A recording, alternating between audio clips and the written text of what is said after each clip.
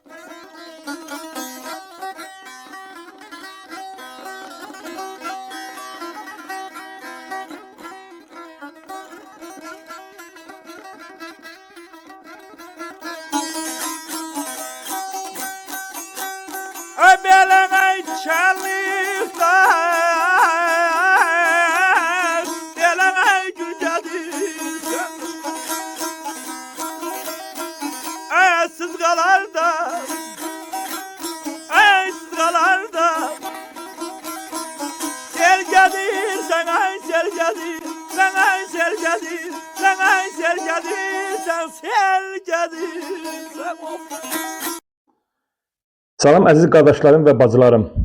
Ürəyimizdə sönməyən bir od yanır. Bu Qərbi Azərbaycan həsrətidir.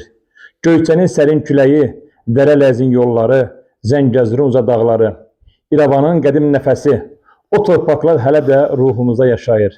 Ana laylası kimi, ata ocağı kimi. Gözlərimiz yaşlıdır, ürəyimiz miskilli. Amma ümidimiz sağdır. Çünki inanırıq bir gün o yurd yerlərində yenə bizim səsimiz uzalacaqdır. BDM TV-nin Həsrət və Ümid verilişinə xoş gəlmişsiniz. Bu ağrını da, bu ümidi də birlikdə yaşayaq. Əziz Həsrət və Ümid verilişinin daimi izləyiciləri, məlum olduğu kimi, mən bir neçə veriliş bundan əvvəl qeyd etmişdim ki, biz Pirallahı adasına gedəcəyik. Orada elimizin, obamızın dəyərli ziyalısı yaşayır, ağsaqqalları yaşayır və bugün biz bir ailə ilə görüşdük. İndi isə artıq mən elə başa düşürəm ki, mavi ekrandan görəndə elimizin, obamızın gözəl insanları, dəyərli ziyalımızı, Həsən müəllimi tanıdılar. Öncəliklə Həsən müəllimi salamlayıram. Həsən müəllim, necəsiz? Çox sağ olun Ceyhun müəllim. İlk öncə çox xoş gəlmişsiniz, safa gətirmişsiniz. Necə deyirlər, bizim evimiz, eşiyimiz, qapılarımız hər zaman sizi kimi elə əsl el oğlunun üzünə açıqdır. Mən çox sevindim, çox şad oluram ki, həqiqətən də siz bugün mənim evimin qonağısınız. Mən də sizin verilişin qonağıyam. Mən həqiqətən də belə bir günü səbirsizlə gözləyirdim ki, ən azından bizim də bir-iki kəlmə sizin bu verilişə deyəsi sözlərimiz var. Ceyhun müəllim, mən bir Həsən müəllim olaraq, bir el oğlu olaraq sizin bu zəhmətinizi həqiqətən də dəyərləndirirəm, qiymətləndirirəm. eyni zamanda kəndimizin, elimizin, obamızın bir ziyalısı kimi, bir müəllimi kimi çox yüksək səviyyədə dəyərləndirirəm. Siz həqiqətən də böyük bir işin, böyük bir yükün altına çiyin vermişsiniz. Bu işdə sizə uğurlar arzulayıram. Heç zaman yorulmayasınız. Sizin bu verilişin adı doğrudan da məni həqiqətən də belə ruhlandırır. Həsrət və ümid verilişi doğrudan da elə bizim tək mənim yox, mənimlə bərabər elimizin, obamızın hər bir ailəsi və hər bir insanı üçündür. Həqiqətən də hamımız həsrətliyik elimizə, obamıza, yurdumuza. Amma verilişin ilk başlanğıcında dediğin kimi o istək, o alov sönmür. Buna da ümidliyik. Böyük bir ümidlə o elimizə, obamıza qovuşmaq arzusuyla hələ ki yaşayırıq. Həsən müəllim, çox gözəl bir giriş etdiniz. Sizə təşəkkür edirəm. Həqiqətən mən sizin yaradıcılığınızla yaxından tanış olanda gördüm ki, uzun müddət elimizin, obamızın tarixi ilə bağlı, özünüz tarixçisiniz, bilirik, indi sualında mən bu sizə verəcəm. Həqiqətən Qərbi Azərbaycanla bağlı, Qərbi Azərbaycan abidələri ilə bağlı, tarixi ilə bağlı, o bölgənin bütün fərqli bölgələrində sizin bu məqalələriniz var. Mən buradan izləyicilərimizə də deyirəm ki, Həsən müəllimin araşdırsalar görəcəklər ki, bir tarixçi kimi gör necə işıqlandırıb bu məsələləri. Həqiqətən təşəkkür edirəm Həsən müəllim. Həsən müəllim, icazənizlə baxıram sizin də vaxtınızı çox almaq istəmirəm. Xoşdur. Verilişimizi icazənizlə başlayaq. Biz sizi tanıyırıq Həsən müəllim. Bizim Qərbi Azərbaycan Paşalı rayonunun Köçbək Leyli Qaçan cəmaatının uşaqların indiki yaşının müəyyən bir həddinə çatmış bir çox gəncin, o cümlədən mənim tarix müəllimi olmusunuz. Öncəliklə məndə bir həyəcan var. Müəllimindən müsahibə almaq illər sonra demək ki, mənə nəsib oldu. Mən özümü çox xoşbəxt sayıram. Mənim də xoşbəxtliyimdir. Biz sizi tanıyırıq, biz sizi çox sevirik. Bizi tanımayan, məsələn deyək ki, izləyicilərimizə özünüz haqqında, ailəniz haqqında, qardaş-bacınız haqqında zəhmət olmasa məlumat verərdiniz Həsən müəllim. Deməli, mən Niftəliyev Həsən Kərimoğlu 1959-cu ilin 20 oktyabrında anadan olmuşam Terf kəndində. Deməli, o məktəbdə oxumuşam, uşaqlığım kənddə keçib. Atam uzun müddət firmada işlədiyi üçün Leyli Qaçan deyilən bir yaşayış masivində atam orada sovxoz evi ilə təmin olunub. Və bizim uşaqlığımız ta orta məktəbi qutarana qədər Leyli Qaçanda keçib. Özümüz əslən terfliyik, amma yaşayış məntəqəmiz Leyli Qaçan olub. Leyli Qaçan, Terf, Köçbək, 3 kənd birlikdə bir savxoz olaraq bir elin, obanın adamları kimi orada yaşamışıq. Amma bir açıqlama vermək istəyirəm. Deməli, Terf, deməli, bizim keçmiş Paşalı rayonunun Terf kəndi 12-13-cü əsrlərə gedib çıxan qədim bir kənddir. O kəndin köhnə sakinləri, köhnə kişiləri, ulu babalarımız olubdur. Mən yüngülvarı da olsa bir açıqlama verim ki, Terfdə biz belə deyək də Safolu nəslindənəm mən. Bizim törəməmiz, ulu babalarımız Safo nəslindən gəlir. Bizim təvəzzökarlıqdan uzaq olsun, böyük bir nəsil, böyük bir səcərənin belə deyək də nəticəsiyəm, kötücəsiyəm bəlkə də. Deməli, Cermuk deyilən, yəni indiki İstisu deyilən bir ərazi bizim Safo babamızın yurdu, yaylağı olub, məskən salıb. Bəlkə də xırda bir detalda səhvə yol verə bilərəm. 2 yoxsa 3 həyat yoldaşı olub, xanımla ailə qurub, 17 oğlu, neçə nəfər də qızı olub. Ay maşallah. Bəli, həmən o Safo babamızın, bizim ulu babamızın, deməli, oğlanları böyüdükcə o ərazilərdə İstisu deyilən ərazinin bir tərəfi Kəlbəcər, bir tərəfi Naxçıvan, bir tərəfi getdi çıxdı Göyçə gölünün ərazisi, bir tərəfi gəldi Zəngəzur. Belə bir böyük ərazidə oğlanlarını hətta yerləşdirib, o yerlərdə indiki bizim dillə desək, kənd sovetləri. O yerlərə nəzarət eləmək üçün oğlanlarını göndərirdi. Deməli, o dövrün sayılıb seçilən kişilərindən olan bizim Safo babamız, onun oğlanları hamısı da solluqları alı ilə gəlib. Niftalı nəslindən gələn, yəni onun oğlanlarından biri olan Niftalı nəslindən gələn, mənəm o familiyanı bu gün də daşıyıram. Bəli. Əmimin adı da Niftalı olub. Hətta Bayramalı, bizim indiki əmoğlu, belə deyək, İnqilab Əli əmoğlucuyur, Əskər dayı bizim törəmədən, nəsildəndir, Safollardandır. Cermuhdan, İstisudan bugün bizim dəyərli ağsaqqalımız, ziyalımız olan Alı müəllim. Bəli, Alı müəllim bugün Qərb Azərbaycan icmasında sayılıb seçilən, mən deyərdim ki, bəli, alimlərimizdən biridir. Bəli, alimlərimizdən, tarixçi alimlərimizdən biridir. Onlardır Bayramalı, Nəcəfalı, hətta mən desəm bəlkə də təvəzzükarlıq kimi qəbul eləməyəsiniz. Bizim keçmiş Paşalı, Safo babamızın oğlanlarından birinin Paşalının adı ilə tarixi mənbələrə düşübdür. Niftalıdır, Paşalıdır, Məmmədalıdır, Bayramalıdır, Zülfalıdır. Oğlanları 17 dənə oğlunu hərəsini bir tərəfə göndərib, hərəsi bir tərəfdə yaşayıbdılar. Amma o ki qaldı bizim keçmiş Paşalı rayonunun Terp kəndinə. Terp kəndi həqiqətən də belə deyərdim də 13-14-cü əsrlərdən insan yaşayışı massivi kimi adlanan bir kənd olub. Əsl terflilər Safollardan, Muradlılardan, bir də Məmmədalılardan ibarət olub. Onların bir hissəsi Safollardan olan bizlərik, bir tərəfimiz Cermukun isti suyunda, bir tərəfimiz Terfdə, indi bir tərəfimizdə Sərlən rayonunun Qarabağlı kəndində. Məmmədlilər nəsli və eyni zamanda digər nəslin nümayəndələri Terp kəndində yaşayıblar.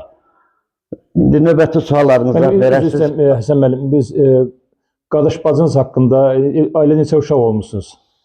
Biz ailədə deməli, mənim belə deyəkdən atam Niftəliyev Kərim Əhmədoğlu, anam Niftəliyeva Terpəri Ağadadaş qızı. Mənim atam, bayaq söylədim, əslən belə deyək, Safo nəslindən, əsl terflilərdən sayılan kişilərdən biridir. Anam Zəngəzur mahalının Bağadi kəndi qızıdır. Atamla 1953-cü ildə ailə həyatı qurublar. 8 qardaş bacıyıq. Deməli, 5 qardaş, 3 bacıyıq. Böyük qardaşım Səlim, Niftəliyev Səlim Kərimoğlu. İkinci qardaş mənəm, Niftəliyev Həsən Kərimoğlu. Üçüncü qardaş Niftəliyev, üzr istəyirəm, Səlim hal-hazırda burada Pirallahıda yaşayır. Mən böyük istəyim o idi ki, o da burada iştirak etsin. Bir balaca xəstəliklə əlaqədar iştirak edə bilmədi. Qardaşım Niftəliyev Əhməd Kərimoğlu hal-hazırda Sabunçu rayonunun Romanı Südçülük Savxozunda yaşayır. Sonra növbəti qardaşım Niftəliyev Hüseyin Kərimoğlu, o da Savxoz Romanıda yaşayır. Kiçik qardaşım Tahir burada Pirallahıda mənlə birgə yaşayır. Evi ayrı, eşiyi. Hal-hazırda işdə olduğuna görə o bugünkü çəkilişdə iştirak edə bilmədi. Böyük bacım Mahirə Romanı qəsəbəsində yaşayır. İkinci bacım Mülayim, o da Romanı qəsəbəsində Südçülük Savxozunda yaşayır. Kiçik bacım Quba hal-hazırda mənimlə bir 50-60 metr evlərimizin arasında məsafə var. Burada yaşayır. Hər bir qardaş bacılarım hamısı yaxşıdırlar, yaşayırlar.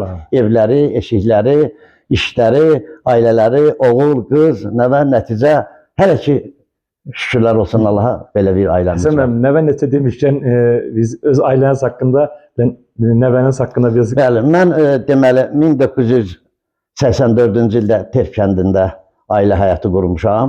Həyat yoldaşım, bayaq adını çəkdiyim Səlyanın Qarabağlar kəndində böyük bir nəsildən olan Muradlılar nəslindəndir. Muradov Salman kişinin qızı Validə xanımla ailə həyatı qurmuşam. Demək, bu evlilikdən 2 qızım, bir oğlum var. Ay maşallah. Böyük qızım burada Pirallahı qəsəbəsində müəllimə işləyir. Mən özümü çox xoşbəxt ata sayıram ki, 3 övladım var, üçünə də ali təhsil vermişik. Daha doğrusu özləri alıblar bu təhsilləri. İkinci qızım Bakı şəhərində yaşayır, Aygün xanım, o da ali təhsillidir, müəllimədir. Üçüncü oğlumdur, son beşiyimiz oğlumdur, Niftəliyev Tural Həsənoğlu. O da İqtisad Universitetini bitirib. magistr təhsilini alıb, hal-hazırda DOST agentliyində, Bakı şəhərində DOST agentliyində işləyir. Həsən müəllim, Özüm isə hal-hazırda Pirallahı rayonu, Pirallahı qəsəbəsi üzrə icra nümayəndəsi vəzifəsində işləyirəm. 65 yaşım tamam olub. ay maşallah. Artıq 67 yaşa keçirəm. Rayon rəhbərliyinin məsləhəti ilə hələ ki işimi davam edirəm. Çox gözəl. Allah sizə uzun ömür, can sağlığı versin Həsən müəllim. Həsən müəllim, neçə nəvəniz var? Mənim 6 nəvəm var. Ay maşallah. Hər iki qızımla, böyük qız Sevincdən 2 qız, 1 nəvəm var, oğlan nəvəm var. İkinci qızımla da 2 qız, 1 nəvəm var. Deməli, hərəsindən 3 övlad, daha doğrusu nəvə sahibiyəm. Böyük nəvəm hal-hazırda Aviasiya Akademiyasının 2-ci kurs tələbəsidir. Ay maşallah, ay maşallah. Digərləri də orta məktəblərdə oxuyurlar. Allah sizə uzun ömür, can sağlığı versin. Həsən müəllim, biz bilirik ki, siz elmə, təhsilə çox yüksək marağınız var, araşdırmalarınız var və övladlarınız da bu istiqamətdə sizin irsinizi davam etdirir. Çox sağ olun. Həsən müəllim, icazənizlə mən Dərələz mahalının tarixi haqqında, siz çünki tarixçisiniz, bizim tarix müəllimimiz olmusunuz. Yəni illərlə Azərbaycan, üzr istəyirəm, Qərbi Azərbaycan tarixi ilə bağlı, İrəvan xanlığı ilə bağlı sizin yazılarınız var, məqalələriniz var. Dərələz deyəndə biz nə başa düşməliyik? Dərələz və o ətrafda olanlar, siz Paşalıdan danışdınız. Ümumiyyətlə biz o mahal haqqında biz məlumat verədiniz də. Ceyhun müəllim, doğrudan çox gözəl bir suala və eyni zamanda çox gözəl bir məqama toxunursunuz. Sadəcə olaraq biz Dərələz mahalı deyəndə tək Dərələz mahalı ilə kifayətlənməməliyik. Biz bütövlükdə Qərbi Azərbaycan məfkurəsi ilə Qərbi Azərbaycan ifadəsini işlətməliyik. Qərbi Azərbaycan demək ola bilər ki, bizim indiki böyük Azərbaycanımızın bir böyük parçasıdır. Bir böyük parçasıdır. İrəvan xanlığı dövründə hətta ondan da əvvəlki dövrlərdə, ondan əvvəlki tarixlərdə indiki bizim haqqında danışdığımız ulu babalarımızın yeri, yurdu olan o ərazilər bütövlükdə Azərbaycan xəritəsində Qərbi Azərbaycan adlanırdı. Əgər icazə versəydiniz, mənim bir kiçik xəritam var. O xəritədə müəyyən bir nələrisə mən sizə... İşdən əvvəl də biz danışdıq. Həqiqətən yəni Azərbaycan xəritəsi üzərində və xüsusən o Qərbi Azərbaycan ki, bugün Ermənistan adlanır, çox təəssüf olsun. Yəni onlarla bağlı çox gözəl bir izahınız var idi. Zəhmət olmasa oradan başlayaq. Deməli, bu bir kiçik xəritədə mənim ümumiyyətlə xəritə, belə deyək də, üzr istəyirəm ifadəmə görə xəritə xəstəsiyəm. Özüm tarixçi olduğum üçün 34 il müəllim işləmişəm. Yəni bu illər ərzində xəritəni bir əyani vəsait kimi istifadə eləmişik. Bugün də bax bu xəritəni göstərməkdə məqsədim ondan ibarətdir ki, deməli bütöv Azərbaycanımızın bax bu hissəsi bir tərəfi getdi çıxdı yuxarıdan Gürcüstanla həmsərhəd olan ərazimiz. Bir tərəfi gəldi Göyçə gölü. Biz bunu hal-hazırda belə deyək də Göyçə mahalı kimi adlandırırıq. Bu hissəsi, bax bu ərazi düz Göyçə gölünün yaxınlığından düz ərazilərə qədər bu hissə bax belə Naxçıvanla birlikdə ta gəldi Zəngəzurun bu hissəsinə qədər. Biz bu ərazini Dərələz mahalı adlandırırıq və Dərələz mahalının bizim yaşadığımız Paşalı rayonunun Bazar çayı deyilən bir ərazisi sərhəd olaraq ta üzü bu tərəfə İranla sərhədə qədər Zəngəzur mahalı adlandırırıq. Deməli, hələ bir mahalımız da var, tarixi mənbələrdə var.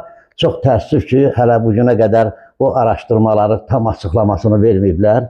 Bir tarixçi olduğum üçün üzü İrəvandan, yəni biz Dərələz mahalına gələn bir ərazidə indiki Dilican dərəsi deyirlər. Dilican istiqamətində 11 kəndi olan Qaraqoyunlu mahalı da olub.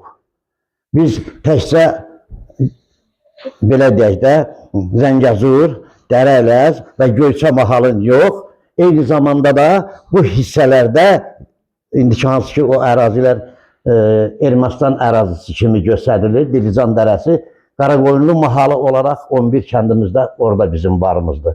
Yəni Qərbi Azərbaycan o ifadəsi çox böyük bir ifadədir. Bəli. Hardasa sizin bugün mənə verdiyiniz bir sualla Qərbi Azərbaycan sözünü əvvəldən başlayıb axıra qədər qurtarmağa doğrudan da vaxt çatmaz. Vaxt çatmaz, bəli. Buna çox belə deyək də şükür Allaha yaddaş var. Amma onların incəliklərini bir-bir xırdalamağa görə çox çətin bir məsələdir.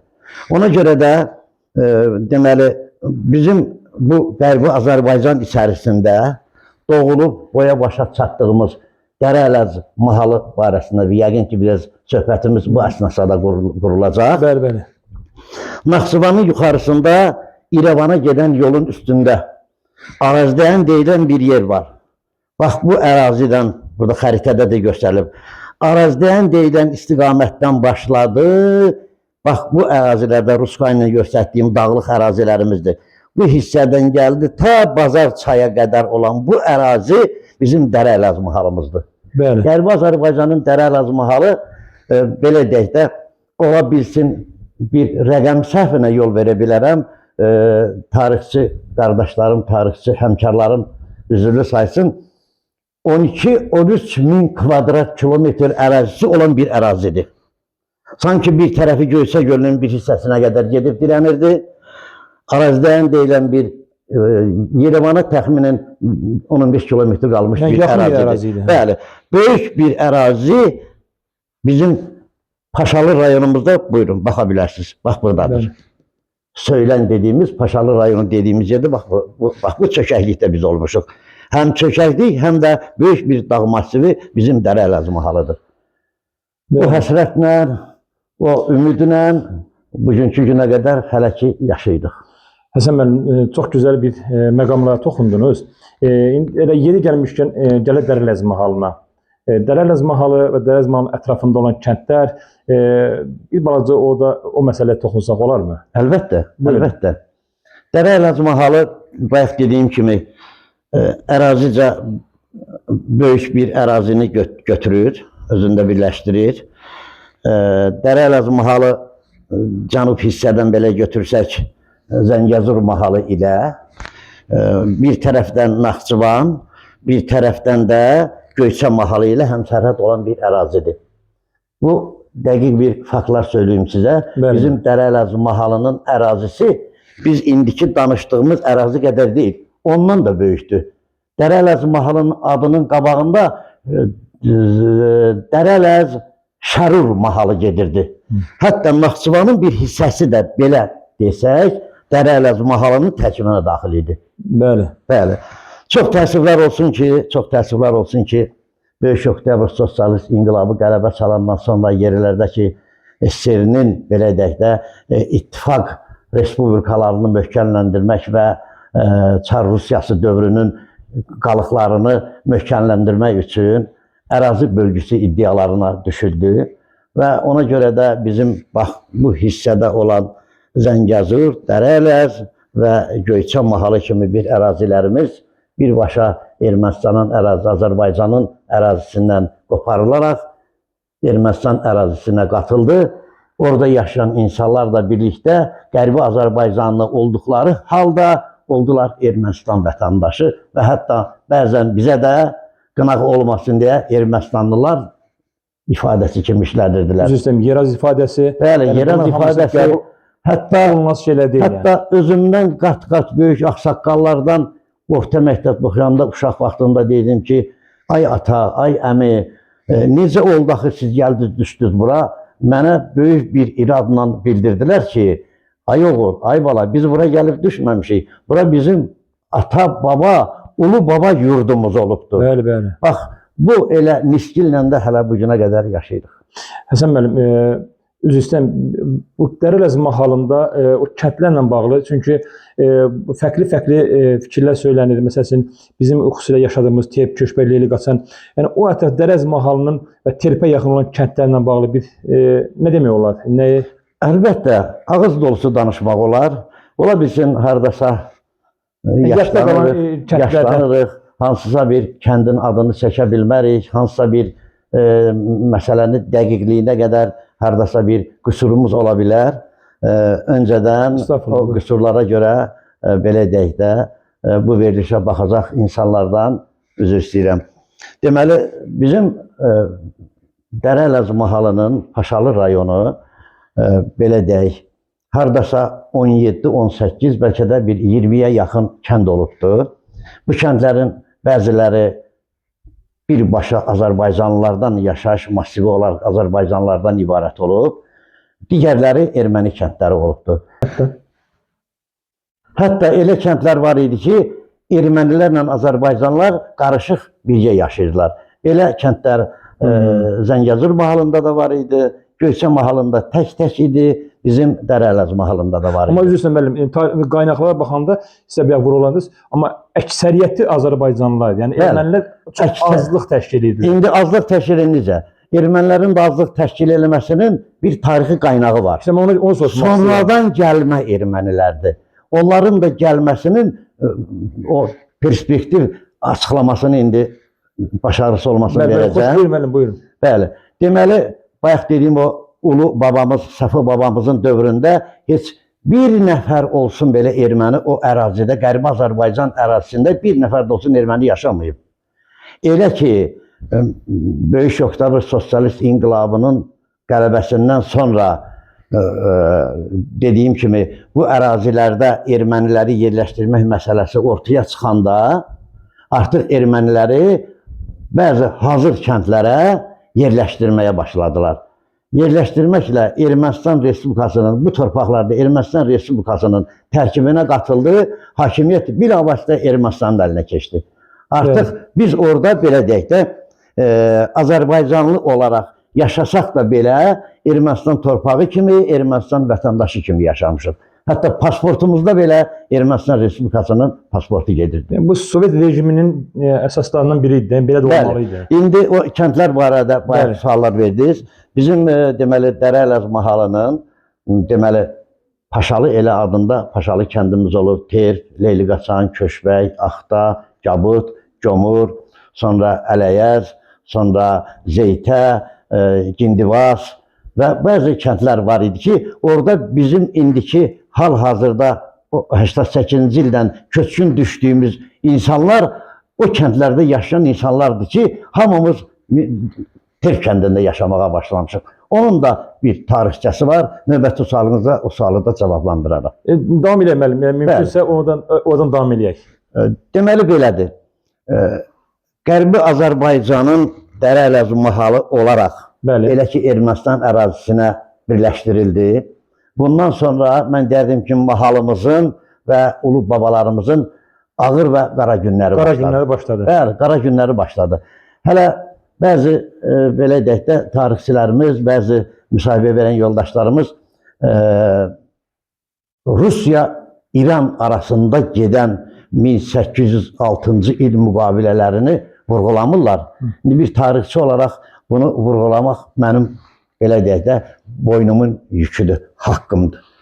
Deməli, bu dövrdə artıq Azərbaycan, bütöv Azərbaycan ki, Rusiya ilə İran arasında bölünməyə başladı.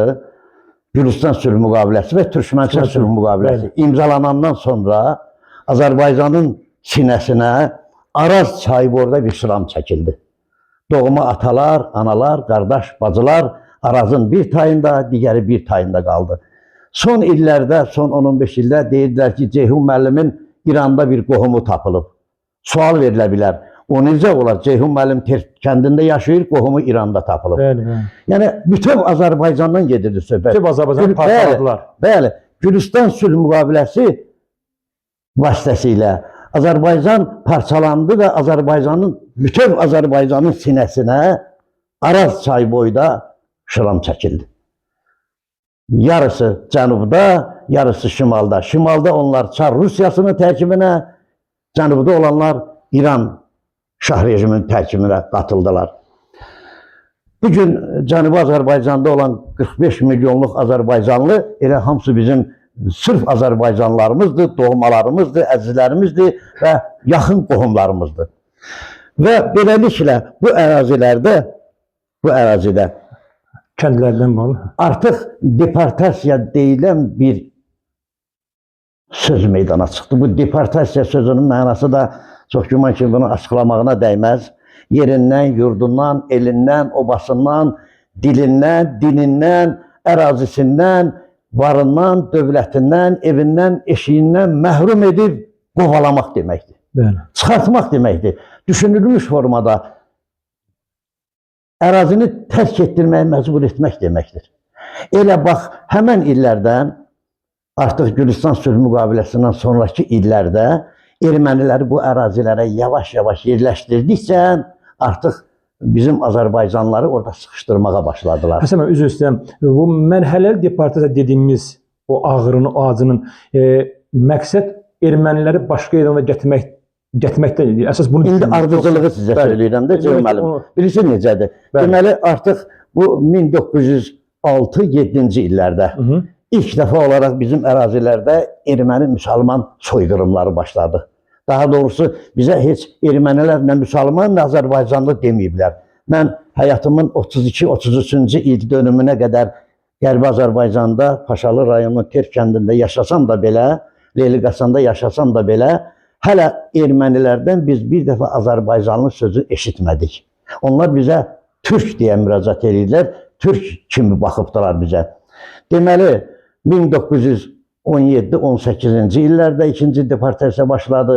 Üçüncü deportasiya 48-53-cü illərdə başladı. Dördüncü deportasiya sonuncu 1988-ci ildə Sumqayıt hadisələrindən sonra dirçəlməyə və yekunu olaraq bizlərin ata-baba yurdumuzdan qovulması ilə, çıxarılması ilə başladı. Qərbi Azərbaycanlıların, biz Dərə Əlazmaharın cəmaatı 4 dəfə deportasiya görmüşük. Ardıcıl olaraq düşünülmüş şəkildə erməni siyasətinin, Çar Rusiyasının, Sovet rejiminin nəticəsi olaraq elimizdən, obamızdan, ata-baba yurdumuzdan bax 4 dəfə deportasiya keçirmişik. Mənim 1-2-3 dəfə 91-ci ildən 97-ci illər arasında Xalq qəzetində Qərbi Azərbaycandan deportasiya olunmaları barədə 1-2-3 dənə də məqalələrim olubdur. Bax, belə bir hadisələrlə biz rastlaşmışıq. Çox təəssüf olsun Həsən müəllim ki, dediyiniz o hadisələri biz yaşadıq, ata-babamız yaşadı. Yəni bu mərhələli deportasiyanın bizim sədrimiz BDM-TV-nin də İsmail müəllimi tanıyırsınız, sizin də yaxınlıqsınız. Çox gözəl tanıyırım. Çox qəşəng bir sözü var, onu da xatırlatmaq istəyirəm. Yəni insan Bakının bir tərəfindən başqa bir yerə köçəndə bir həftə, bir ay özünə gələ bilmirsən. Amma görün bu mərhələli deportasiyanın ağrısını, acısını siz danışırsınız. Həqiqətən yəni tarixin o yaşadığı o faciəsinə qərq olmaq əldə deyil. İndi Həsən müəllim, bu məsələni dedikdən sonra mən istəyirəm ki, o kəndlərlə bağlı məlumat verdiniz. Biraz məsələni də spesifik olaraq məsələyə biraz yaxınlaşaq. Bir quş baxış eləyək. Terpə, köşbəyə, Leyliqaçana. Yəni o terp, köşbək, Leyliqaçan deyəndə Həsən müəllimin xəyal dünyasında nə canlanır? Necə təsəvvür edirsiniz? Terp, köşbək, Leyliqaçan Həsən müəllimin xəyalında bir doğma, el-oba kimi canlanır, vətən kimi canlanır. Belə deyək, daşı, torpağı, vətən anlayışı, vətən məhfumu çox ağır bir məhfumdur. Allah cəmi şəhidlərimizə rəhmət eləsin. Bir günlər deməli şəhidlərimizin birinin bir qəbrüstü ziyarəti var idi. Orada çıxış eləmək, bir-iki kəlmə söz demək mənə də nəsib oldu. Mən də bu sözü öz içimdən gələn söz kimi demirəm ha. Bu söz yəni məndən qabaqki kimlərinsə dilindən çıxmış bir sözdür. Vətən, torpaq həsrəti elə belə şey deyil. Yəni torpaq ana deməkdir, torpaq vətən deməkdir, el-oba deməkdir, yurt deməkdir. Torpaq nə zaman vətən ola bilir? Torpaq adı bir, belə deyək də, məhfumdur da. Ona su qatanda, qarışdıranda adi bir palçıq olur. Amma o torpaq uğrunda biz can verdik, şəhid verdik. Torpağı şəhidlərimizin qanı ilə yoğrulduq. Bax, bu əsl vətənə çevrildi. Bəli. Biz ulu babalarımızın qəbirlərini qoyub gəlmişik. Ulu babalarımızın qanı daşlara sıvanan daşlarını qoyub gəlmişik. Bax, vətən həsrəti budur. Bir balaca haşiyə çıxım. Buyurun. Mənim bibim oğlu Maisin atası biz Kərəm dədə demişik. Allah rəhmət eləsin. Bəli, 1910-cu ildə anadan doğulub. Bayaq dedim ki, o Safonun böyük oğlanlarından hərəsinin bir kəndi, bir yurdu var idi. Deməli, Gümüşxana deyilən bir yerdə bizim Niftalıların yeri olub. Niftalı ulu babamızın məskəni yurdu olubdur. Sonradan köçüb Terp kəndinə gəlib məskən salmışıq. Bunu kənd cəmaatımız da bilir, el obamızın ağsaqqalları da bilir, ziyalıları da bilir. Deməli, mənə də valideynlərimin söylədiyi, Kərəm dədəmin özünün söylədiyi, ona da çox güman ki, anası söyləyib. 1910-cu ildə Kərəm dədəm anadan doğulanda Xana ərazisində ermənilərlə Azərbaycanların güllə davası olub. Yəni, atışıblar, vuruşurmuşlar. Kəndə xəbər gəlibdi ki, Kərəmi vurdular. Hansı Kərəmi? Bizim indi Maisin atası, bizim dədəmiz olan Kərəmi yox, atası Kərəmi. Ermənilərin gülləsi ilə Gümüşxana qayalığında güllələnən Kərəmin qanı, bayaq dediyim kimi, o daşlarda qalıb. Bax, ona görə bizim vətənimizdir. Ona görə bizim torpağımızdır. Evdə indiki haqqında danışımız Kərəm dədəmiz doğulub. Ağsaqqallar, ağbirçəklər şəhid olan Kərəmin adını bu Kərəmin adına qoyublar. Hansı ki, burada bizi ilə Qərbi Azərbaycandan köçüb gəldik, Dərəl mahalından köçüb gəldik. İndi o barədə yəqin sualım olacaq. Nəhayət gəldik, Pir Allahının qəbristanlığında dəfn eləmişik, bəli, ağsaqqallarımızı. Bax, belə bir tarix yol keçmişik. Sizin verdiyiniz suala qaydıram. Mən heç vaxt verilən sual bir balaca kənarı sıxsam da belə yadımdan çıxmır. Bax, dərələr, vətən, həsrət bu deməkdir. Torpaq bu deməkdir. Biz ona görə də vətən həsrəti ilə, sizin verilişin adı deyilə, həsrətlə yaşayırıq, həsrətindəyik. Ümidimiz var ki, gələcəkdə biz o torpaqlara qayıdacağıq inşallah. İnşallah. Həsən müəllim, mən normalda verilişinin qonaqları kənd cəmaatımıza mən bu sualları vermirəm. Çünki orada onların dediyi xatirələr, hər bir xatirənin öz yeri var. Amma Həsən müəllimlə bugün görüşmək şansını mən əldə eləmişəmsə, Allahıma şükürlər olsun. Çox sağ olun, müəllim. Tarixi bir vəsaitdir, qaynaqdır. Nə vaxtsa tədqiqatçılar, araşdırmacılar bu mövzunu işləməyə başlasalar, görəcəklər ki, Həsən müəllimin dediyi faktlar Qərbi Azərbaycan tarixi, Dərəl mahalı, onun kəndlərlə bağlı unudulması belə deyək, mümkün olmayan bir tarixin izi ilə getmək lazımdır. Bəli. Həqiqətən də bu çox önəmli məlumatdır. Həsən müəllim, icazənizlə mən sizin gənc yaşınızda Terpdə, Köşbəkdə, Leyli Qaçanda müəllim kimi başlamışsınız fəaliyyətə, təhsil almışsınız, tarixçisiniz. Yəni, Həsən müəllimin gənc yaşlarında Terp xatirələri, belə desək daha düzgün olar, Həsən müəllimin gözü ilə Terp ziyalısı, Leyli Qaçan ziyalısı, Köşbək ziyalısı. Çünki siz ziyalımızsınız, bu gözlə baxanda nə görürsünüz? Kimləri görürsünüz? Çox, belə deyək də, yaxşı sualdır. Amma çox həm də ağır sualdır. Yaxşı sualdır ki, mənim yadımda qalan, yaddaşımda olan ziyalılarımızın adını çəkəcəm. Çətindir ona görə ki, ola bilər kimlərisə unudaram, yenə də o unutqanlığa görə özü istəməli olacam. Deməli, Ceyhun müəllim, siz bilirsiniz ki, mən Terp orta məktəbini bitirmişəm. 1977-78-ci ildə Terp orta məktəbini bitirmişəm. Özdə desəm bəlkə də biraz yenə təvazökarlıqdan uzaq olmasın. Mən həqiqətən orta məktəbi çox əla qiymətlərlə oxumuşam. Qardaşım Əhmədlə bərabər oxumuşam və orta məktəbidə Əhməd riyaziyyat fənni üzrə, mən tarix, ədəbiyyat, humanitar fənlər üzrə fərqlənmə attestatı ilə bitirmişik.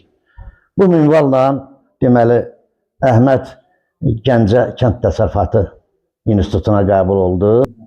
Mən isə üzümü Bakıya tərəf tutdum. Bakı Dövlət Universitetinin Tarix Fakültəsinə qəbul oldum. Bəri başdan deyim ki, çünki mənim müəllim yoldaşlarım var, mənim elim obam var. Əyəni qəbul ola bilmədim, qiyabi qəbul oldum. Deməli, birinci, ikinci kursu qurtarana qədər mən atamla birlikdə fermada köçəltmə mal saxlamışıq.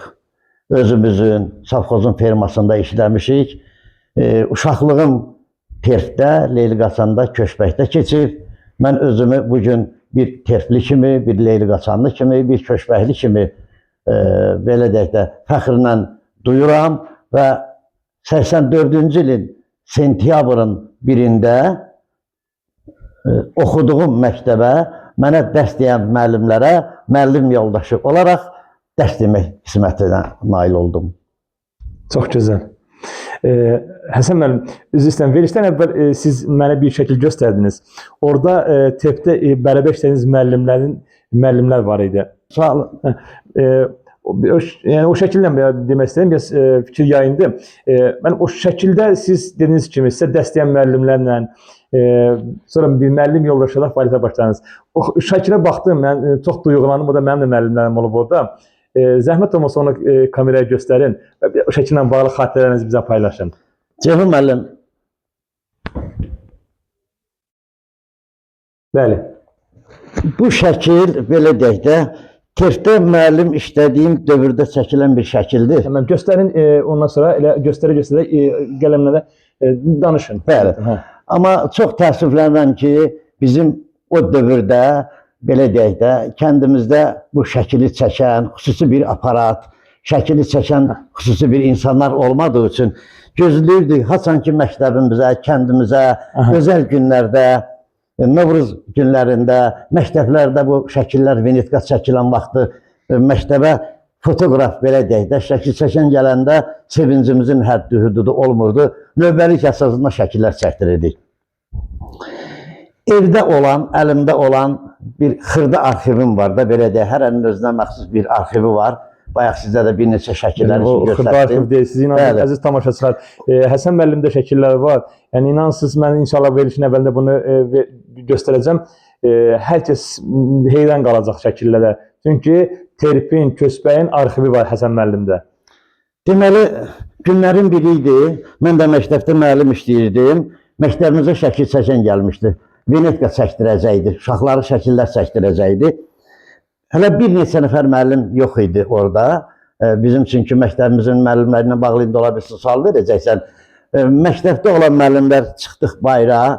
Dedik ki, gəlin bir şəkil çəkdirək. Zaman gələr, lazım var, xatirə qalsın. Buradakı müəllimlər, deməli, görün necə bir gözəl duyğudur.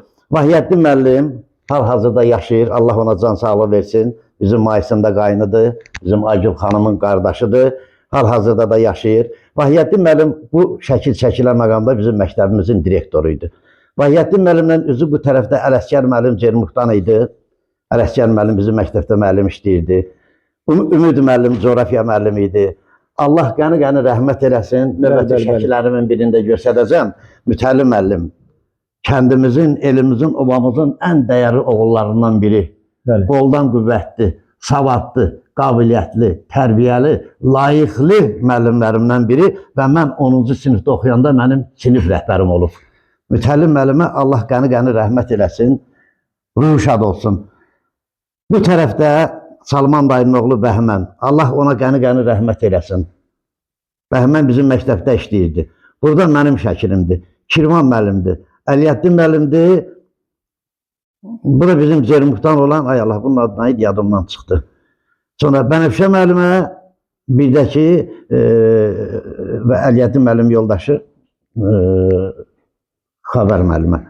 Deməli, təsəvvürün, bəlkə də səhv elədim, səhvə yol verildi, bu da Ümid müəllimin qızıdır. Bu şəkil bizim məktəbimizin müəllim kollektivinin bir hissəsidir, Ceyhun müəllim. Bu arxadakı dağ nədir? Bu arxadakı dağ məktəbimizin üzü, bu rəhmətli, bizim Əhməd dayı Suqra Mamagilinin, rəhmətli Bəylər əmigilinin evinin bu tərəfində rəhmətli Əhməd Daygilin, Məhəmməd Daygilin evinin yanından baxanda bu boz dağ görsənirdi. Bax, bu dağ həmən dağdır. Həsən müəllim, o şəkilə baxdıq, həqiqətən çox maraqlı bir xatirə şəkli. Dediyiniz kimi elə xatirə qalıbdı. İllər sonra orada dəstəyən müəllimlər. Nə qədər bacarırım saxlayacağam. Bəli, bəli. Müəllim, bu ziyalılarla fikrimiz davam etdirək. Kənd ziyalılarla bağlı. O sualımızı davam etdirəkmi Həsən müəllim? Əlbəttə davam etdirək. Ziyalı hər bir xalqın, Bəli. hər bir millətin öndə gedəni, baş biləni, ziyalısı olmalıdır. Öncədən hələ o keçmiş ziyalılarımızdan adını çəkmədən mən böyük bir gün bir cürətlə deyirəm ki, bizim elimizin, obamızın ən gənc ziyalısı, mən deyərdim ki, akademiki elə siz də o siyahıya qoşulmuşsunuz. Çox sağ olun, təşəkkür ederim. İsmail müəllim o siyahıya qoşulub. Allah sizləri var eləsin.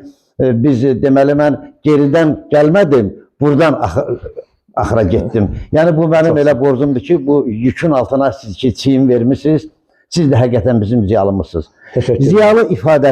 Ziyalı ifadəsi xalqın uzaq görən gözüdür, düşünən beynidir, əsl ziyalısı. Ola bilsin ki, savadı olmaz, qabiliyyəti olar, düşüncəsi olar. Elimizin, obamızın ağsaqqalları ziyalı dərəcəsinə çatan elimizin, obamızın ağsaqqalları olub.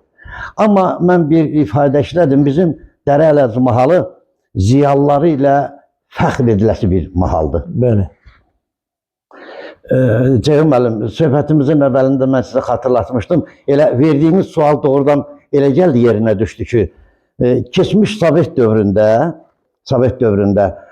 oxumaq, təhsil almaq, ziyalı olmaq, belə deyək də, hər adama qismət olmurdu. Çətin bir yol keçməliydin, yuxusuz gecələr keçirtməliydin.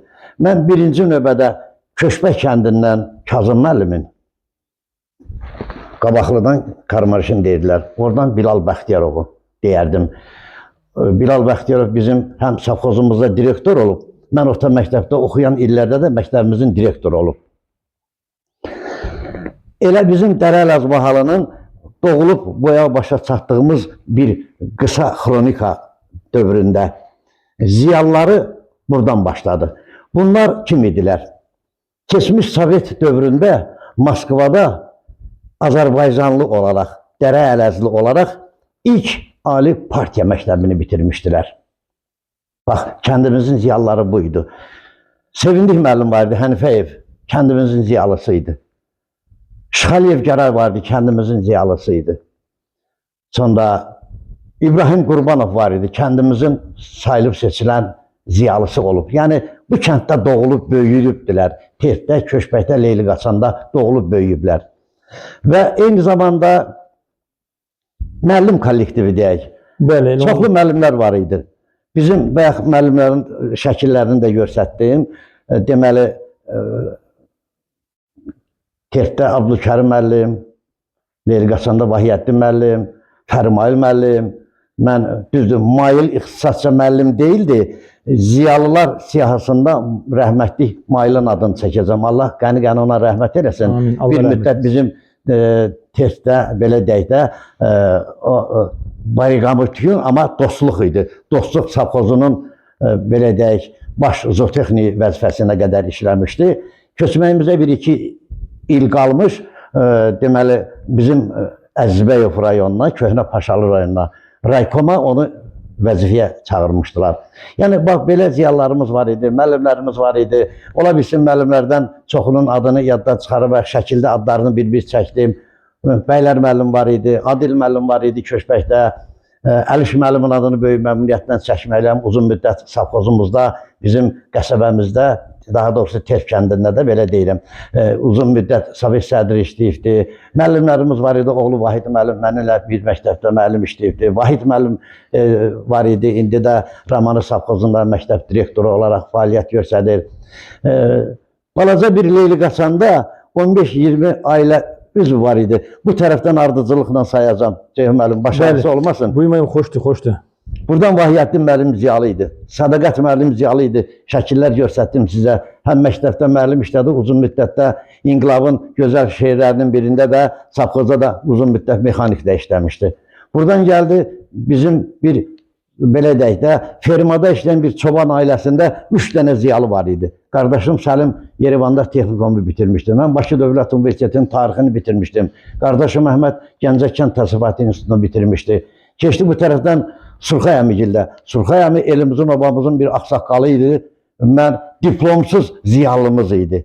Buradan keçdi, Allah rəhmət eləsin, bayaq indi qeyd eləmişdim, deyirəm, mənim toy qardaşlığım, ən yaxın, belə deyək, dostum, qardaşım Şükür. Bakıda Politexnik İnstitutunu bitirmişdi. Bu tərəfdən getdik, biraz qabaqda Əziz müəllim, Əziz əmi kəndimizin sayılıb seçilən oğlanlardan biri idi.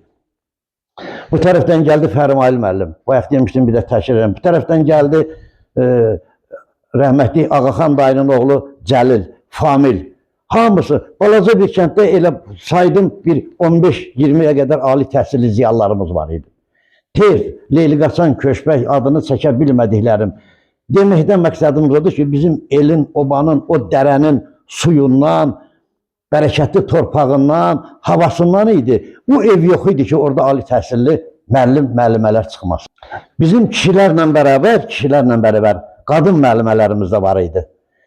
Təkcə ali təhsil düzdür, qızların oxumağına biraz biganə yanaşırdı insanlarımız.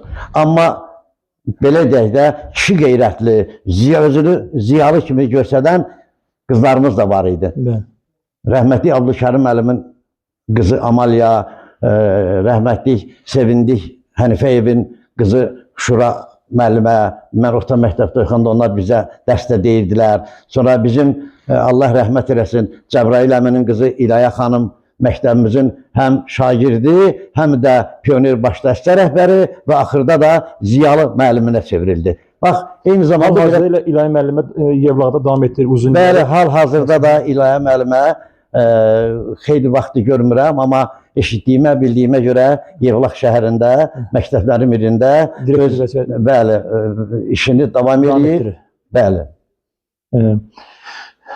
Həsən müəllim, həqiqətən kəndlə bağlı çox gözəl, dolğun məlumatlar verirsiniz. Buna təəccüblənməmək mümkün deyil. Həsən müəllim, sualımı vermən qabaq, bu dediyiniz mövzuyla bağlı məni bir sual düşündürür. Bildiyimiz kimi orada bizim ata-baba torpağımız olsa da, amma dediyiniz o nüansları nəzərə alsaq, ya belə, amma nəticə etibarilə söz sahibi ermənilər idi. Yəni, belə olan bir dövrdə, yəni bu qədər ziyalıların oxumağa, kənd cəmaatının dediyiniz kimi əkinlə, biçinlə, maldarlıqla məşğul olan belə bir yerdə ki, o dövrdə uşaqların çoxluğu atasına dayaq durmaq demək idi. Yəni, belə olan bir vəziyyətdə bu həvəsin əsas altında yatan səbəb nə idi? Tariximizi unutmamaq mı? Ziyalılarımızın sayı çox olsun, gələcək nəsillərə miras ötülsünmü? Yoxsa başqa sizin buna baxışınız nədir? Siz nə fikirləşirsiniz? Niyə bu qədər bizimkilər oxumaq üçün bu qədər canfəşanlıq eləyirdi? Sözün həqiqi mənasında. Deməli, Ceyhun müəllim, çox gözəl bir məqama toxundunuz. Sözün əsl mənasında gəlib belə düşünək də, bizim elimizin, obamızın ziyalıları deməzdim ki, elə sırf hamısı ziyalı ailəsindən doğulub. Bəli. Elimizdə, obamızda belə bir atalar misalı var idi. Çobanın oğlu niyə prokuror olmasın? Çobanın oğlu niyə müəllim olmasın? Bizim bir məfkürəmiz var idi. Elimizdə, obamızda sözün əsl mənasında desəm, prinsip var idi. Hamı istəyirdi ki, onun oğlu, qızı oxusun. Bu bizə elə öz içimizdən gəlməyib ki, atamızdan, babamızdan gəlibdir. Çünki biz din içində din bəsləmişik. Elimizə, obamıza bağlılığı tariximizi bilməyimizdə, elimizin, obamızın adət-ənənəsi bilməyimizdə, yerimizin, yurdumuzun hara olmağını öyrənməyimizdən əməli gəlibdir. Deməli, siz təsəvvür eləyin, bayaq ziyalılarımızın adını çəkdim. Mən Vidadi İsayevin adını çəkməsəm olmaz. Orta məktəbdə bir sinifdə oxumuşuq. Özü də onun atası, belə deyək də, mənim kirvam olub. Mənim atam onun kirvəsi olubdu. Orta məktəbdə bir sinifdə oxuyanda belə Vidadidə elə bir istedad, elə bir qabiliyyət var idi ki, bəzən mənim özüm də əlaçı olsam belə, ondakı olan xüsusi istedada həsəd aparırdım. Bugün Bərdə rayon icra hakimiyyətinin başçısıdır, bəlkə də 15 ildən artıqdır ki, o vəzifədə işləyir. Elimizin, obamızın en yaxşı ziyalılarından biridir. Bizim içimizden gelirdi bu. Ceyhun müəllim, atalarımız, analarımız bir gün Allah cəmi dünyasını dəyişənlərimizə rəhmət eləsin. Günlərin biriydi. Atam qayıtdı, dedi ki, mən çox zülümlər, yetimçiliklə böyümüşəm, çox zülüm, əzablar, əziyyətlər çəkmişəm. Mən istəyirəm ki, övladlarımı ali təhsilli görüm. Övladlarımı, belə deyək də, biz vəzifə düşkünü deyilik, vəzifəli görüm. Elinə, obasına layıqlı bir xanım, layıqlı bir kişi kimi yetişdirməsini mən görmək istəyirəm. O da elə bizim içimizə hopmuşdu. Körpəlikdən belə idik. Qoyun növbəsinə gedəndə atamın saxladığı fermada buzovları otarırdıq. Eyni zamanda qoyun da otarırdıq. Evdən bitkiyə yemək götürürdük. Tarix kitablarımı, yəni mən uşaqlıqdan tarixə meyilli olmuşam. Deməli, Hacı Fərhad biçənəyində otda biçilmişdi. Heyvanı buraxıb orada otarırdıq. Bulağın başına gedəndə ağacdan çörəyimizi asırdıq və aparıb heyvanı otarırdıq. Gün orta gələk orada mal heyvan yatsırsın və biz də çörəyimizi yeyək. Heyvanların içində o qabağı çəkən keçilər olardı da. Bulağa yaxınlaşanda gördüm ki, süfrəm ağacda deyil, yerdədir. Rəhmətli anam bankada qatıq qoymuşdu. 2 dənə, 3 dənə soyutma yumurta qoymuşdu, pendir qoymuşdu. Sonra Keçi vurub dağıdıb. Bəli, gəldim ki, gedəndə də kitablarımı da, tarix kitablarımda yaxşı yadımdadır. 7-8-ci sinif üstündə yazan Azərbaycan tarix kitabım idi. Bir də 7-ci sinifin eseri tarixi kitabım idi. Götürmüşdüm ki, bugün qoyun növbəsinə gəlmişəm. Sabah dərsə gedəndə bəhanə gətirə bilməzdim ki, Abdülkərim əlimə bəhanə gətirmək var ki, qoyun növbəsinə getmişdim, vaxtım olmadı dərs oxuyam. Ona görə də hətta qoyunun qabağında belə dərslərimizi oxuyurduq. Marağımız o dərəcədə idi. Gəldim ki, qoyunlar, keçilər çörəyimi də yeyiblər, kitabımın da vərəqlərini cırıq eliblər. Həmən günü ac qaldım. Ac qaldığıma təəssüflənmədim. Kitabımın vərəqlərini qoyun, keçi elə bir vəziyyətdə salmış ki, mən o kitabları, vərəqələrini yığa bilmədim. Oturdum, sözün əsl mənasını bir doyunca da ağladım.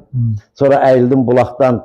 Az qarnına sudan içdim, 1 saat dincəldim, heyvanı götürüm, apardım, otardım, axşamda kəndə gətirdim. Bax, bizdə oxumağa meyil elə çoban ola-ola yaranmışdı. Niyə oxumayım, niyə savadlı olmayım? Bax, o məfkurət bizi yetişdirdi də. Həsən müəllim, sözünün qüvvəti bunu deyib keçsən başqa suala.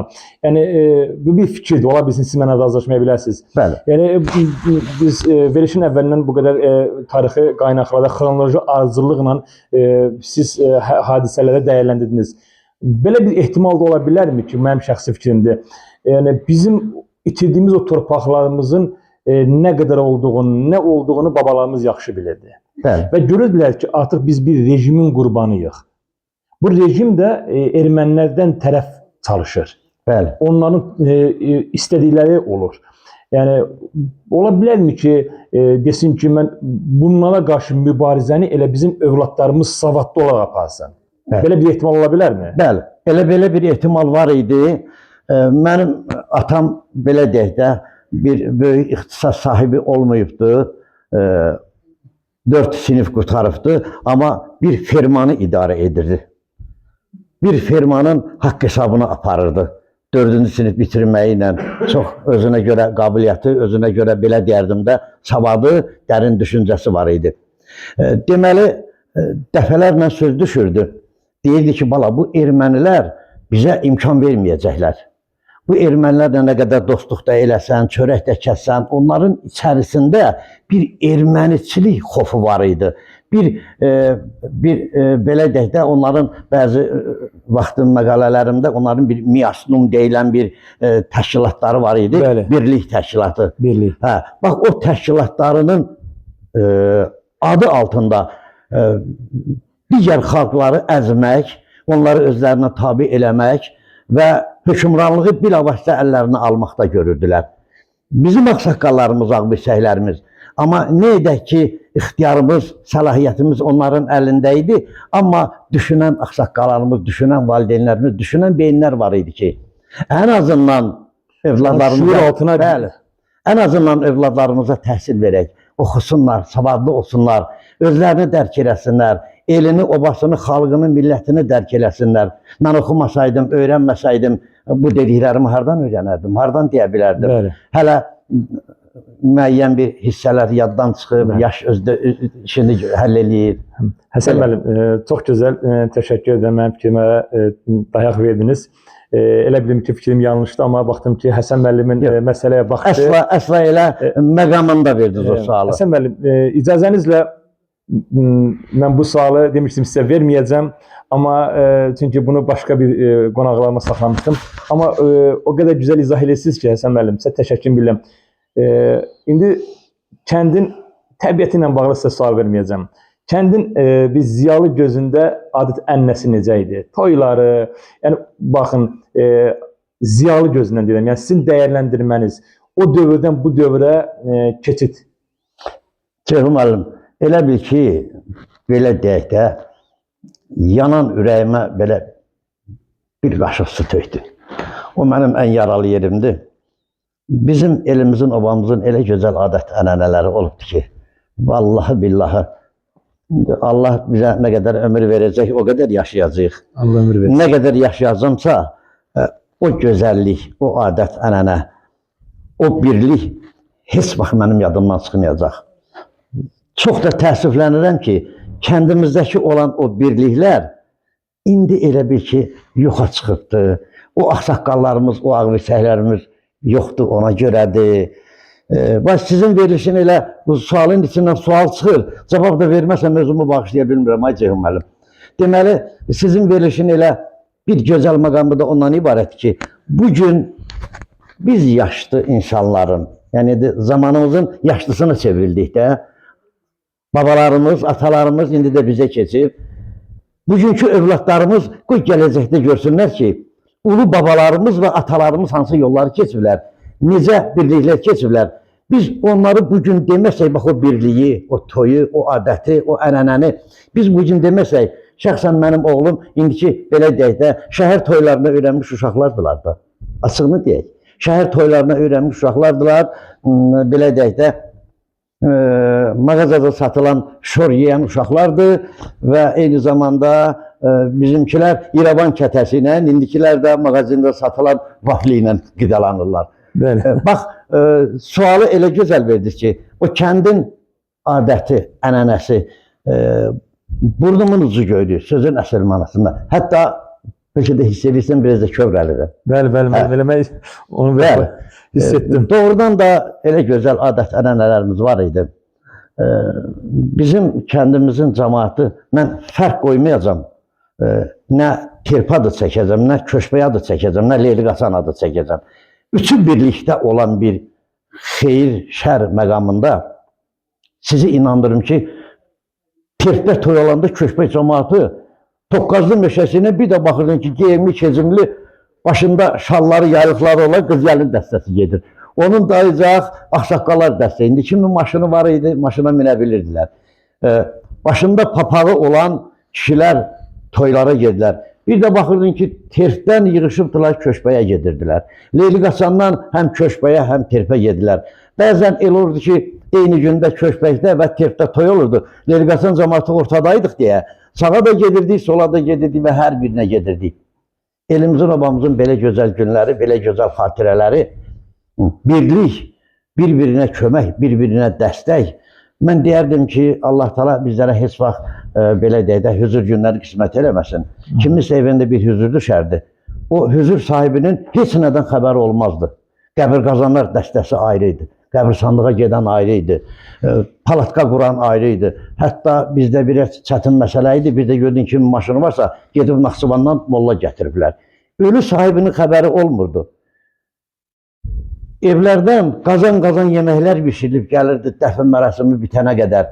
Bax, xalqımızın bu birliyi, elimizin, obamızın, qonşularımızın bu birliyi. Mən deyərdim ki, Allah rəhmət eləsin. Surxay dayı elimizin, obamızın axsaqqallarından biri idi. Surxay, rəhmətli Surxay əmi ilə bizim evin arasına bir maşın ancaq girib çıxa bilirdi.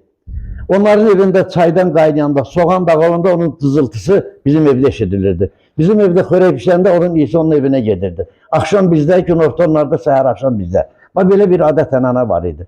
Toyda bizim belə deyək də, elimizdə, obamızda, toylarda palatka qurmaq belə çətin məsələ idi. İndiki kimi, buradakı kimi hazır toyxanalar yox idi. Hazır dəmir turba, nə bilim, materiallar yox idi, ağaclar yox idi.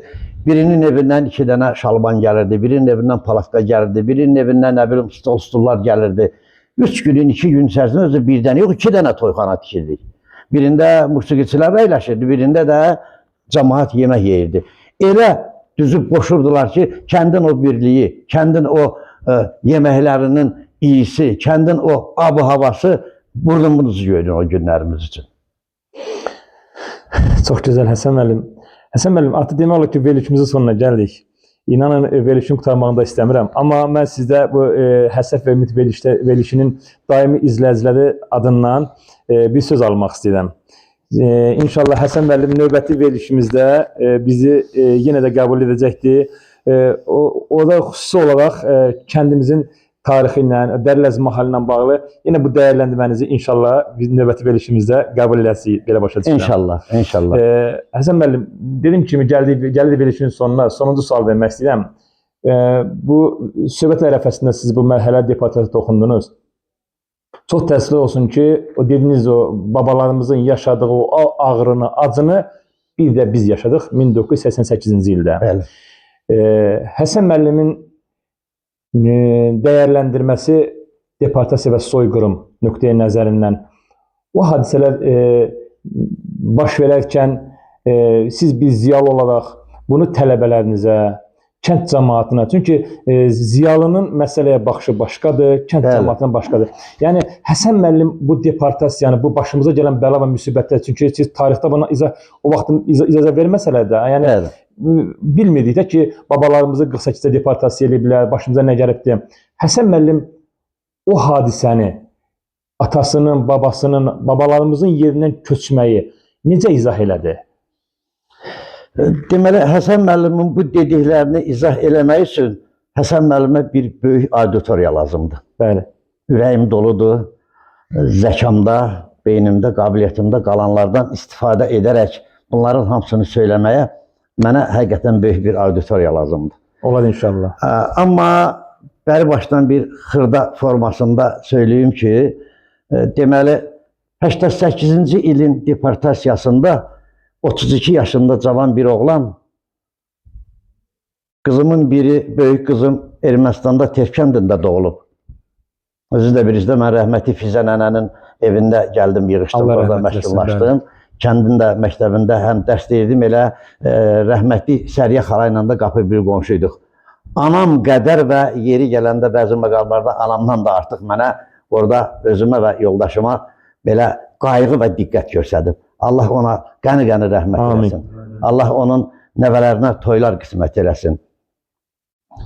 Deməli, cavan bir oğlan, bir dənə uşaq qucağımızda, evimizin bəzi ayın oyunlarını götürmədən, belə deyək də, 4 ailənin köçünü Naxçıvandan gətirdiyimiz bir kamaza yüklədik. Qardaşım Hüseynin, mənim, bir də kimin idi Allah, bir kamaza yüklədik və gəldik. Mən o qısa deportasiya dövründə, yəni 88-ci deportasiyasında 4 dəfə köç yeri dəyişmişəm. Böyük qızım Ermənistanda, yəni Qərbi Azərbaycanda Tertdə doğulub. Rəhmətli Köşbəkdə Əmir dayı var idi. Onun xüsusi bir xətti ilə yazılmış, belə deyək də, doğum haqqında şəhadətnaməsi. Bu gün ona baxanda həmən günləri, o dəqiqələri xatırlayıram. İkinci qızım, biz Qərbi Azərbaycandan, yəni Tertdən köçüb, Leyli-Qaçandan köçüb, hansı bir zülümlərlə birbaşa, bir var Laçından, gələsən birbaşa Şuşuya töküləsən. Şuşuya gəlməkdən ötürü bizim yolumuzu döndərdilər, istiqamətləndirdilər aşağı Qubatlı yolu. Düşdük aşağı Qubatlıya. Niyə? Qubatlıdan buraxmırdılar, Şuşuya olmaz. Hə, olmaz. Nədir, orada ermənilər var.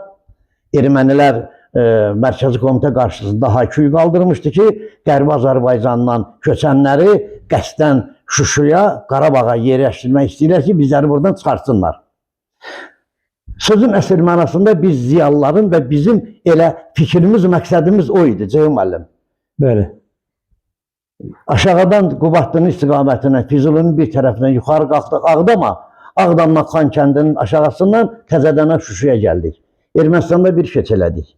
Şuşada bir ay 20 gün qaldıq. Sovet rejiminin gücü ilə Vəzirovun dövründə belə deyək, Respublikaya belə deyək də layiqli rəhbərlərin olmadığı bir dövrdə bizi təzədəndən Şəkiyə köçürtdülər. Şəkidə gedib qalandan sonra Suraxanıya gəldik. Suraxanıdan da Pirallahıya gəldik. İsmail Müslüm müəllimin sözünə qüvvət. Və şüşə bankəni, şüşə qabı, şüşə stəkanı neçə dəfə çamadanlara yığıb boşaltmaq olar. Yarısı qırılırdı, biri qalırdı, biri qalmırdı. Məni kimi cavan bir ailənin 4 dəfə köç eləməsi, yer dəyişməsi və nəhayət gəlib şükürlər olsun bugünkü günümüzə Pirallahda məskən salması, Pirallahda yaşaması bu ağrı bizim hər birimizin ürəyindədir. Ziyalı gözündə Həsən müəllim olaraq, bir el oğlu olaraq, bir vətəndaş olaraq xalqımıza, millətimizə, balalarımıza sizin bu demək həsrət və ümid verilişində elimizin, obamızın layiqli xanımları, layiqli kişiləri danışır. Bunların hərəsi bir cümlə belə bir tarixdir. Birini Həsən müəllim deyəcək, birini Mais deyəcək, birisini Aygül xanım deyəcək, birini Füzuli deyəcək, birini İnqilab deyəcək. Bunlar gələcəkdə böyük bir kitaba çevriləcək. Və gələcək nəsillərimiz deyəcəklər, baxacaqlar, öyrənəcəklər ki, həqiqətən də bizlər olacağıq ulu baba.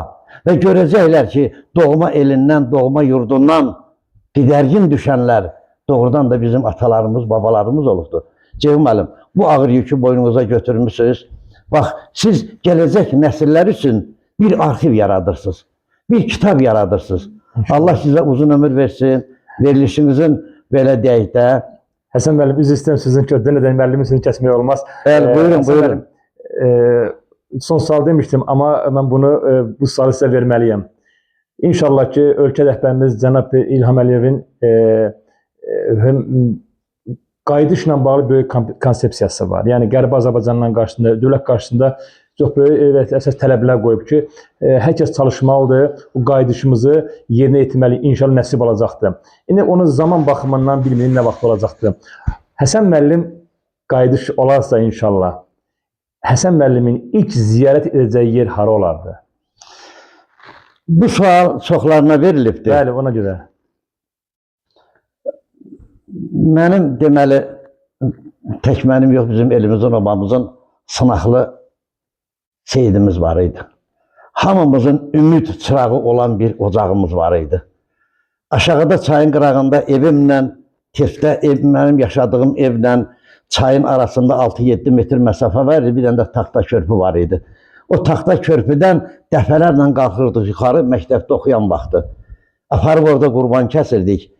Mənim ilk ziyarət edəcəyim yer ocağı ziyarət eləmək olacaq. Allah mənim seyid babalarıma rəhmət eləsin. Və mənim belə deyək, ziyarət edəcəyim yer ocağımız olacaq. Allah Seyid Qasım babama rəhmət eləsin. Tək ziyarət edəcəyim yox, niyyətim, arzum odur ki, Allah Teala bunu mənə nəsib eləsin. Həm o ocağımızda bir qurban kəsim və kəndim məktəbində dərs deyən müəllimlərdən olum. O xatirələri məktəbin o divarlarının üstündən erməni nə qədər kraska çəksə, şpaklovka çəksə də belə, o məktəbin divarlarında mənim də səsim var, mənim də izim var. Əllə qopardıb o izimi, o səsimi oradan duymaq istəyərəm. Həsən müəllim, görürəm duyğulanırsınız, mən də çox belə deyəcəm, mövzunu davam etdirmək istəmirəm. Yəni, çox təşəkkür edirəm Həsən müəllim. Həqiqətən çox gözəl, önəmli bir müsahibə oldu mənim üçün. Mən verilişi bağlamadan öncə verilişimizlə bağlı özünüzə sözləriniz dediniz, amma son olaraq bir dəyərləndirmə etsəniz sevinərdik. Sözsüz, belədir, bilirsiniz necədir, həyatda hər şey öz dəyərini, öz haqqını, öz ədalətini, öz yerini, öz məqamını tapanda qarşı tərəf çox məmnun olur. Mən sizin tutduğunuz bu yoldan sizə məmnunluq arzulayıram. Sizin tutduğunuz bu yol el yoludur. elə bir yoldur ki, gələcək nəsillərə örnək yoludur. Və Allahdan arzu edirəm ki, sizin bu verilişiniz davamlı olsun. Siz heç də bu ailələrə getməklə kifayətlənməyəsiniz. Heç də kifayətlənməyəsiniz. Təkcə ailələri çəkmək yox, siz verilişin üstünə bir veriliş də gətirəsiniz. Bir televiziya açasınız. Qərbi Azərbaycan icmasını dəyərləndirən və televiziya kanallarına çıxasınız. Bu bizim ilk addımımızdır gələcək İnşallah, arzularımız üçün. Bəli. Mən də bir müəllim olaraq hər zaman yanınızdayam. Çox sağ olun. Təşəkkür Allahın edirəm. verdiyi ömür qədər sizin və məqam, imkan qədər sizin yanınızdayam. Sizə dəstək olmağa, sizinlə birgə olmağa həmişə hazıram. Çox sağ olun Həsən müəllim. Təşəkkür edirəm. Allah sizdən razı olsun. Bugün biz Pirallahı qəsəbəsində Həsən müəllimin ocağında olduq və siz bizə çox dəyərli fikirlərinizi bizimlə paylaşdınız. İnanıram ki, növbəti verilişə görüşəcəyik. Allah'a əmanət olun Həsən müəllim. Başqa bir sözünüz yoxsa mən verilişi bağlayayım. Bağlayın. Bir daha verilişinizə uğurlar arzulayıram. Sağ olun. Bu verilişə baxan bütün tamaşaçılara da dərin minnətdarlığımı bildirirəm. Ola bilsin hansısa bir sözdə, ifadədə müəyyən bir qüsurlar ola bilər. O da təbii Axar olar. olun inşallah növbəti verilişdə siz unutulan məqamlardan inşallah açıqlama aydınlıq Bəli. gətirəcəksiniz. Amma söyləməyə fikirlər çoxdur. Bir Bəli. verilişin də bir ömrü var da, bir məqamı var da, bir Bəli, vaxtı bəli. var da. Bir məqamı var. Bəli, əziz Həsrət və Ümid verilişinin daimi izləyiciləri, bu gün də bitdi. Amma həsrət bitmədi. Yuxularımızda Göyçə var, Dərələyəz var, Zəngəzur var, İrəvan var. Dağıdılmış evlər, susmuş ocaqlar. Amma dəyişməyən bir həqiqət var. Biz qayıdacağıq. Çünki o torpaqlarda keçmişimiz yatır. Gələcəyimiz bizi gözləyir. Ümidimizi itirməyək, ümid qayıdışın ilk addımıdır. BDM TV-nin Həsrət və Ümid verilişinin növbəti verilişində görüşmək ümidi ilə Allah qayıdışımızı nəsib etsin. Əziz tamaşaçılar, bugünkü verilişimizin qonağı Qərbi Azərbaycan Paşalı rayonunun Leyliqaçan sakini olmuş Həsən müəllim Niftəliyev idi. Həsən müəllim çox sağ olun. Növbəti verilişlərdə görüşmək ümidi ilə Allah'a əmanət olun. Videonu bəyənin, paylaşın və kanalımıza abunə olun ki, bu səs, bu həsrət hər kəsə çatsın. Hər kəsə çatsın ki, Qərbi Azərbaycanımıza, doğma diyarımıza bir addım atmış olaq. Allah'a əmanət olun. Növbəti verilişdə görüşmək ümidi ilə. Sağ olun Həsən müəllim. Çox sağ olun. Çox sağ olun. Allah razı olsun sizlərdən. Yorulmayasınız. Bu işdə yorulmayasınız. Sizə səbr və böyük bir qüvvət tələb edir. Arzulayıram. Çox sağ olun Həsən müəllim. Sağ olun. Həsən müəllim, üzr istəyirəm, verilişimiz sona çatdı. Amma mən bir şey unutdum. Çünki verilişdən qabaq siz mənə bir şəkil göstərdiniz. O şəklin, inanın mən də dinlədim sizi, həqiqətən çox duyğulandım. Allah valideynlərinizə qəni-qəni rəhmət eləsin. Atanızın bu şəkillə bağlı atdığı bir addım olubdu. Və onu mənə qısa danışdınız.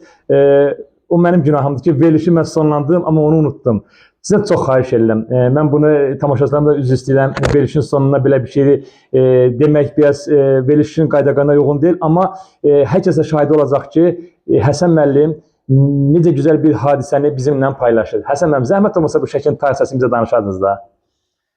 Ceyhun müəllim, deməli bu şəkil bizim ailə şəkilimizdir. Allah dünyasını dəyişənlərimizə rəhmət eləsin. Atam Kərim, anam Telpəri. Başlarının üstündə də 8 uşaq. 5 qardaş, 3 bacı. Ceyhun müəllim, bu şəklin bir tarixçəsi var. Günlərin biri idi, gördüm atam kulükün içərisində belə bir ramka gəldi, girdi. Üzünə də ağ kağız qoyub, gəldi, girdi bizim həyətə. Papa, xoş gəlmişsən, biz papa deyildik. Papa, xoş gəlmişsən. Gəldi, keçdi, oturdu, yoldaşım çay qoydu. Çünki Səlimin yanında yaşayırdım, mən burada atamla yaşamamışam da, onların evi başqaydı. Dedim, ata, o nədir külükdə? Gördüm, əlin atdı, çıxartdı. Bu şəkili mənə belə tutdu, necə ki, mən tutmuşam. Dedi, oğlum, bir ideya gəldi başıma. Bu şəkil sözün əsl mənasında biz qardaş bacının, qardaşım Əhmədin qızı Lalənin toyunda çəkilmişdi. Atam düşünüb, bu onun öz ideyasıdır. Bir ata olaraq düşünüb, anamın şəklini götürüb, gedib burada fotoğrafa, deyib ki, bəylə gəldi şəklini götürüb, mənlə yoldaşımın şəklini bunlar mənim övladlarımdır. Bu formada mənə bir ramka çıxarda bilərsən, şəkil çəkən baxıb Ceyhun müəllim deyib çıxardaram. Deyib səndən xahiş edirəm, eyni rəngidə, eyni ölçüdə, eyni formada 8 dənə belə şəkil çıxardıb. Bu mənim atamın, anamın və biz qardaş bacının ailə tablosudur. Belə deyək. Həqiqətən bu şəkili o vaxt atam gətirəndə elə atamın özü də kövrəldi. Mənə də kövrəldi.